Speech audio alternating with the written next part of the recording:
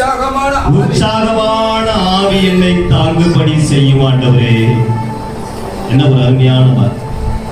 இப்படி ஆவி இதுல இருந்துச்சுன்னா நான் தோக்கடிக்க மாட்டேன். இந்த பாவத்தை நான் செஞ்சிருக்கேன். நான் இந்த பாவத்தை எல்லாம் என்னால முடியும், எல்லாமே என்னால முடியும்.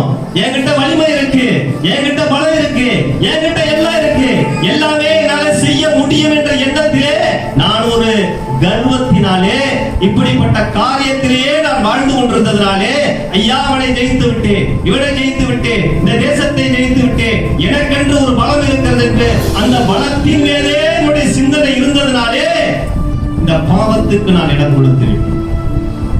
இன்றைக்கு அந்த பாவம் என்னை மேற்கொண்டு பாவம் செய்யாத இருங்க, நீங்க பாவம் செய்யாத இருங்க அப்படின்ட்டு தேவமணியர் சொல்றார். உங்க ஊழியக்காரர் சொல்றார், ஐயா பாவம் செய்யாத இருப்பதற்கு தேவ ஆவியானவருடைய உணர்த்துதல் நமக்கு வேணும். நம்மளா பாவத்தை விட்டுட்டு போயிட முடியுமா? நல்ல யோசனை பண்ணி பாருங்க. பாவத்தை நானா விட்டு ஒழிக்க முடியுமா? முடியாதுங்க.